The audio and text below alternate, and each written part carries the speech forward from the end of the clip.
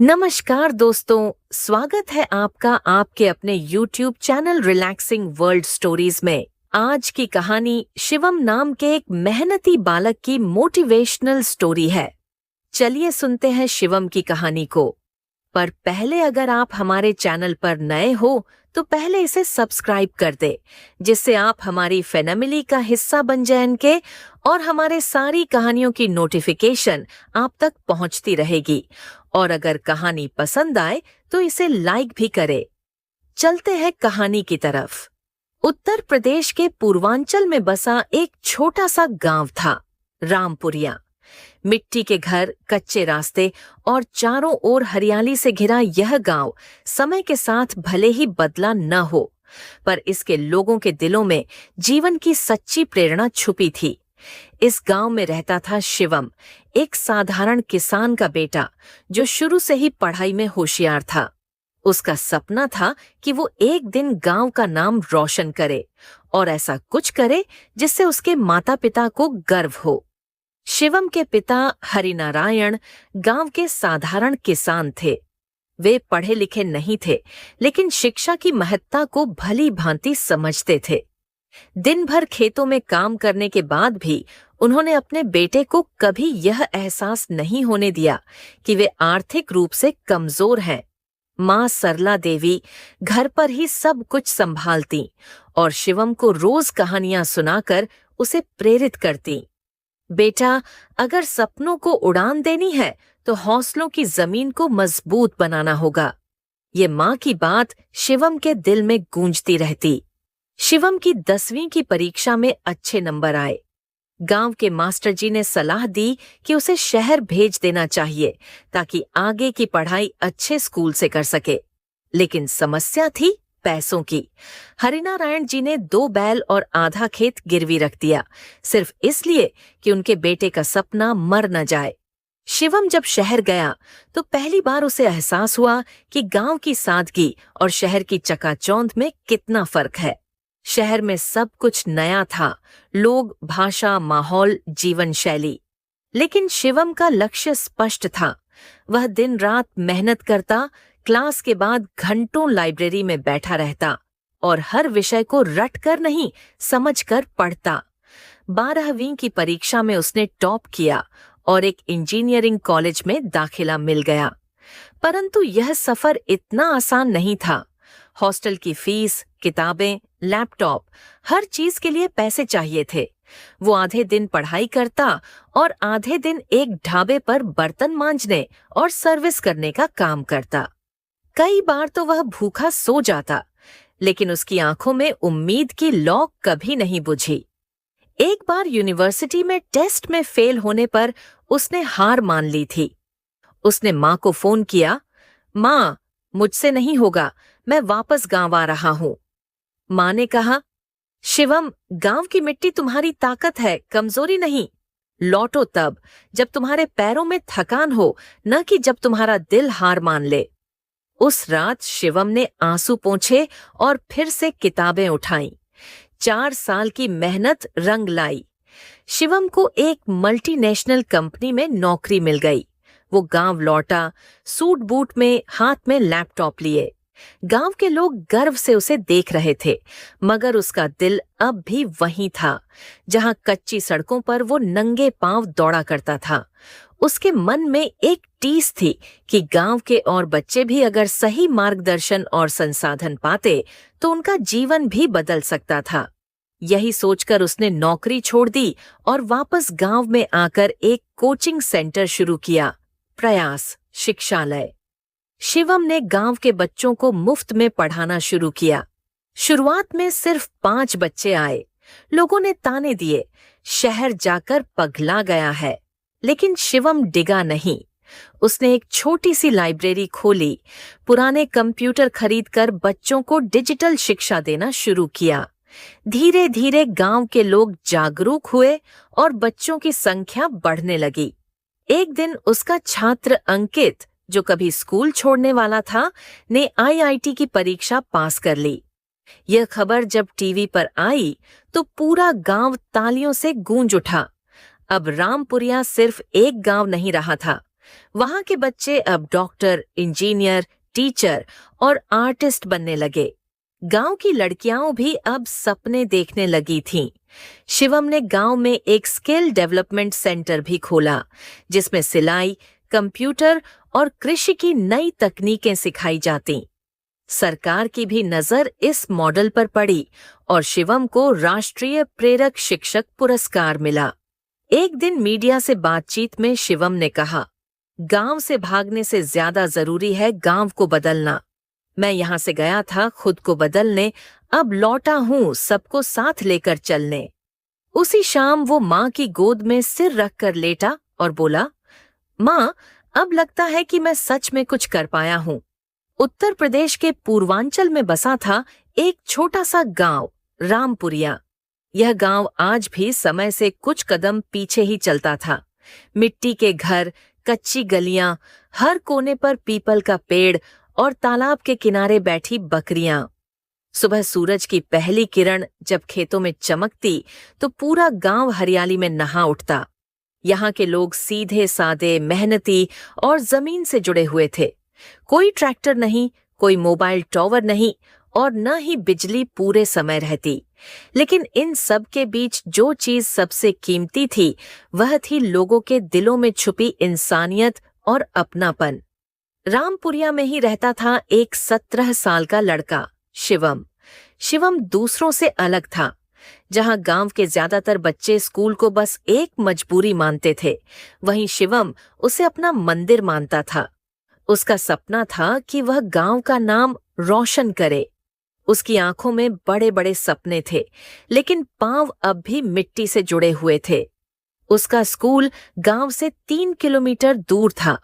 रोज सुबह वह एक थैला लेकर नंगे पांव निकल जाता, चाहे धूप हो, बरसात हो या सर्दी की ठिठुरन।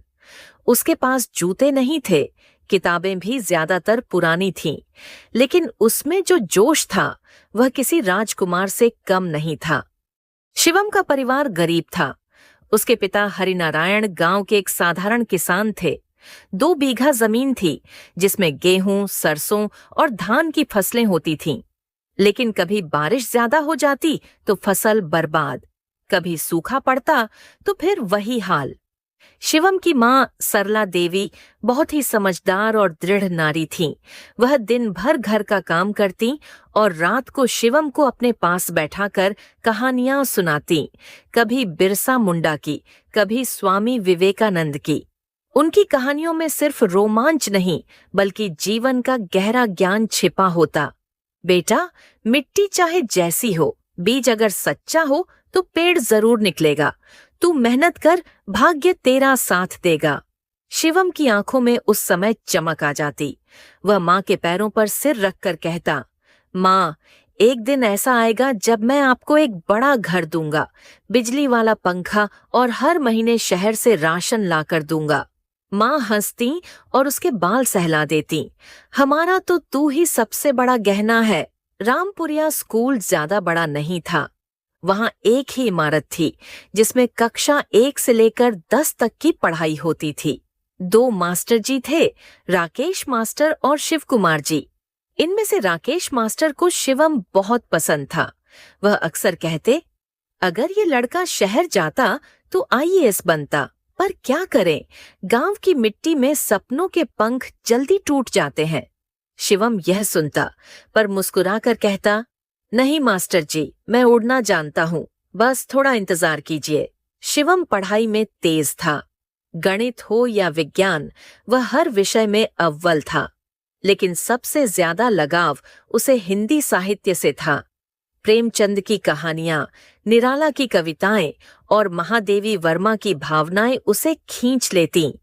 वह स्कूल की हर प्रतियोगिता में भाग लेता और ज्यादातर पुरस्कार जीतकर लाता।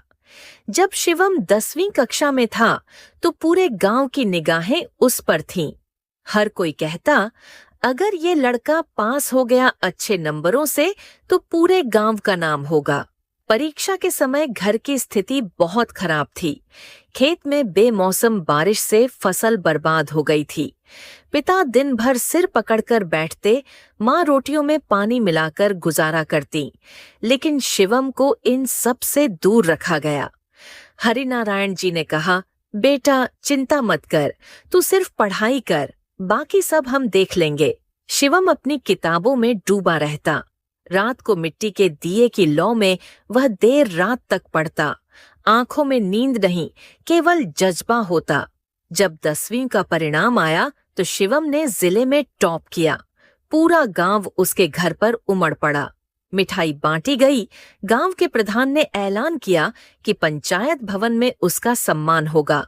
लेकिन असली सवाल अब सामने आया, आगे क्या?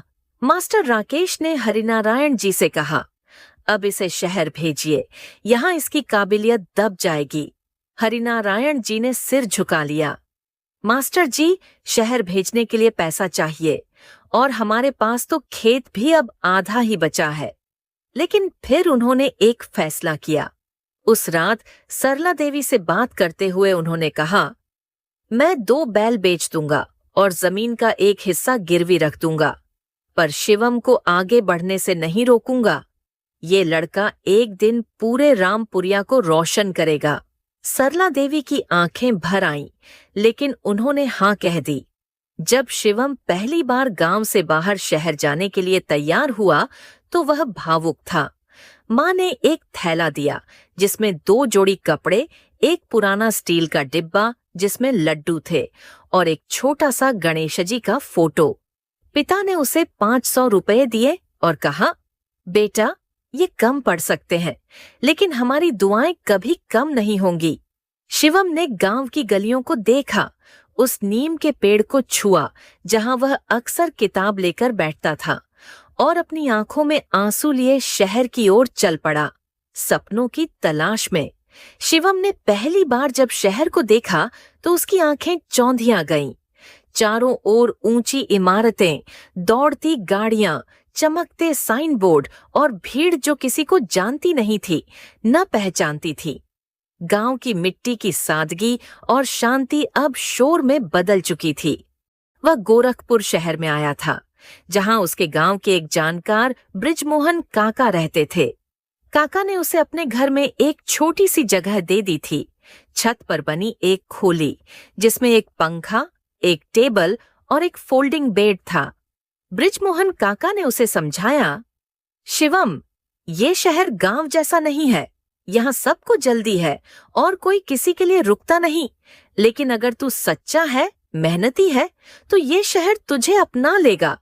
शिवम ने सिर झुकाकर प्रणाम किया और कहा, काका, मैं केवल एक मौका चाहता हूँ, बाकी सब ऊपर वाले और मेरी मेहनत पर छोड़ दीजिए।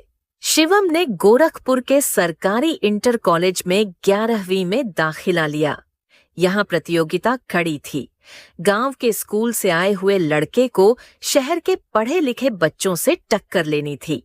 उसके पास न कोचिंग थी, न इंटरनेट और न ही महंगे गाइड, लेकिन उसके पास जो था वह था धैर्य, आत्मविश्वास और माँ बाप का आशीर्वाद। शिवम सुबह 5 बजे उठकर पढ़ाई करता, फिर कॉलेज जाता। शाम को वह पास की दुकान पर पार्ट टाइम काम करता, जहां वह बर्तन धोता, सामान पहुंचाता और बदले में रोज 50 रुपए मिलते। यही पैसे वह अपने खाने और स्टेशनरी में खर्च करता। कॉलेज में कुछ लड़के उसे गंवई, देहाती कहकर चिढ़ाते। उसकी बोली, उसके कपड़े, उसका सादापन, सब पर लोग हंसते। एक दिन एक लड़के ने उसकी चप्पल देखकर कहा, अरे भाई, ये चप्पलें तो म्यूजियम में रखने लायक हैं। शिवम ने बस मुस्कुरा दिया। वह जानता था कि ये लोग आज हंसते हैं, लेकिन एक दिन वही लोग उसकी तारीफ भी करेंगे। रात को जब वह अपने छोटे से कमरे में वापस आता तो माँ के दिए हुए गणेश जी की मूर्ति के सामने बैठकर आंखें बंद करता और कहता, मैं टूटूंगा नहीं, मैं झुकूंगा नहीं, मैं रुकूंगा नहीं। कॉलेज में एक राज्य स्तरीय निबंध प्रतियोगिता की घोषणा हुई, भारत का भविष्य, युवा और किसान विषय पर। शिवम ने इसमें भाग लेने का फैसला किया। उसने अपनी आत्मा से लिखा, अपने पिता की मेहनत, माँ की त्याग, गांव की खुशबू और अपने सपनों की झलक। शब्द जैसे उसके दिल से बहते गए। उसने जो निबंध लिखा वह न केवल भावनात्मक था, बल्कि एक सच्ची तस्वीर भी थी ग्रामीण भारत की। 1 हफ्ते बाद परिणाम आया। शिवम ने पहला स्थान पाया था। पुरस्कार समारोह में उसे 5,000 रुपए नकद और एक ट्रॉफी मिली। मंच से उसका नाम पुकारा गया। राज्य स्तर के विजेता रामपुरिया गांव के शिवम कुमार। वह मंच पर गया, आंखों में चमक और दिल में गांव की मिट्टी की गूंज। उसने मंच से बस इतना कहा, मैं अपने गांव की मिट्टी को सलाम करता हूं, वहीं से मैंने उड़ान भरना सीखा है। इनाम की राशि से शिवम ने सबसे पहले मनियो नर्डर से 2,000 रुपए घर भेजे। एक चिट्ठी में उसने लिखा, माँ, यह शुरुआत है, अभी बहुत कुछ बाकी है। ये पैसे ज्यादा नहीं, पर मेरी मेहनत का पहला फल है। पापा से कहना खेतों में हल चलाते समय मुझे याद करें, मैं भी किताबों में हल ढूंढ रहा हूँ। सरला देवी ने वह चिट्ठी अपने सिर से लगाई और आंखों में आंसू लिए कहा, मेरा बेटा राजा बेटा बना जा रहा है। अब शिवम को समझ आ गया था कि उसे सिर्फ बोर्ड परीक्षा नहीं, बल्कि प्रतियोगी परीक्षा में भी सफल होना है। लेकिन कोचिंग के लिए पैसे नहीं थे। वह पास के एक कोचिंग सेंटर में गया और बोला, सर, मेरे पास फीस नहीं है, लेकिन मैं आपके लिए रोज बोर्ड साफ करूंगा, बच्चों की उपस्थिति दर्ज करूंगा, बस आप मुझे बैठने दें। टीचर पहले तो हंसे, लेकिन फिर उसकी आंखों में सच्चाई देखकर हामी भर दी। अब वह सुबह स्कूल, शाम को कोचिंग और रात में होटल में काम करता। दिन में सिर्फ 4 घंटे की नींद होती, लेकिन उसकी लगन पूरे 24 घंटे जागती रहती।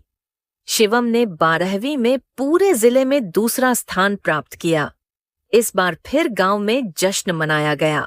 लोग कहते, शिवम अब गांव का नहीं, देश का बेटा बन गया है। इस सफलता ने शिवम को और ऊंचाई की तरफ बढ़ने की प्रेरणा दी। अब शिवम का लक्ष्य स्पष्ट हो चुका था, यूपीएसएससी परीक्षा। उसके लिए यह केवल एक नौकरी पाने की बात नहीं थी, बल्कि यह उसके गांव, उसके माता पिता और उन सभी ग्रामीण युवाओं के लिए उम्मीद की किरण थी जो कभी शहर जाने का सपना भी नहीं देखते। यूपीएसएससी एक बहुत बड़ी परीक्षा थी। देश भर से लाखों छात्र इसमें बैठते, जिनमें से कुछ ही चुने जाते। शिवम जानता था संसाधन कम है, लेकिन संकल्प अटल था। शिवम रोज सुबह 4 बजे उठकर दौड़ लगाता। वह कहता, अगर शरीर थकेगा तो मन मजबूत बनेगा।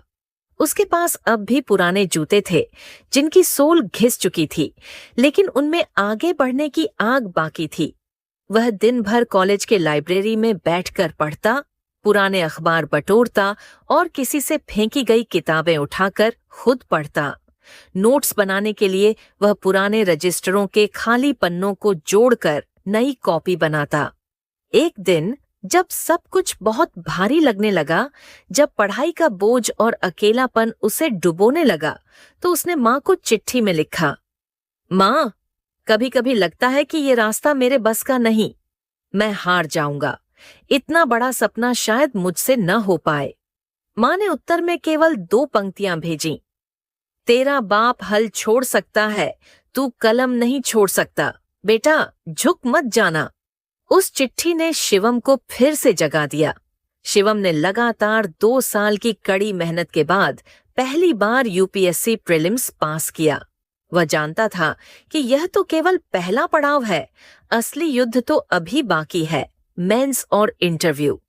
शहर के बड़े कोचिंग संस्थानों के लड़के जब रिजल्ट देखकर खुशियां मना रहे थे, तब शिवम चुपचाप भगवान के सामने बैठा बस एक बात दोहरा रहा था, मुझे घमंड नहीं चाहिए, केवल मार्गदर्शन चाहिए। अब मेंस की तैयारी में वह पूरी तरह लग गया। शिवम का वैकल्पिक विषय था सामाजिक विज्ञान।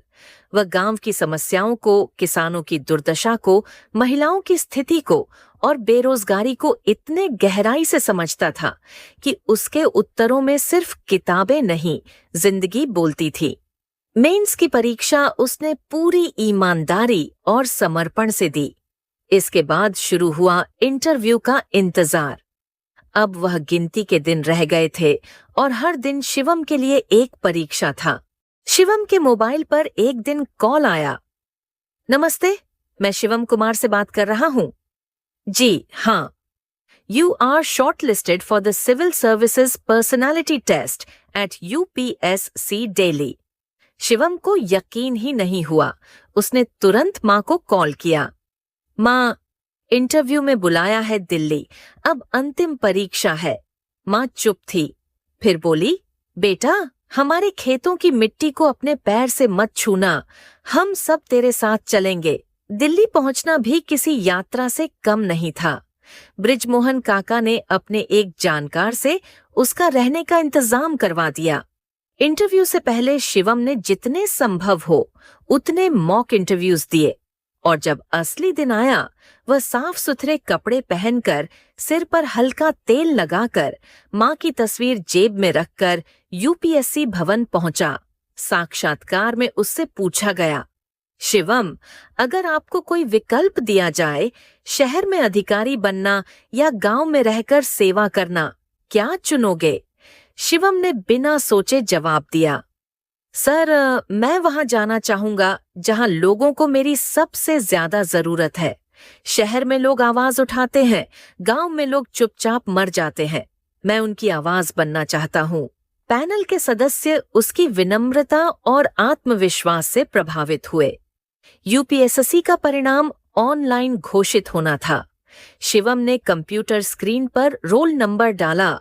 दिल जोर जोर से धड़क रहा था।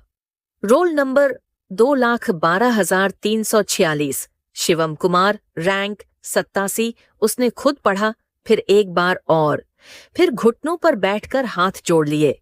आंखों में आंसू बह निकले। ये खुशी के आंसू थे। शिवम को UPSC में 87वीं रैंक मिली थी।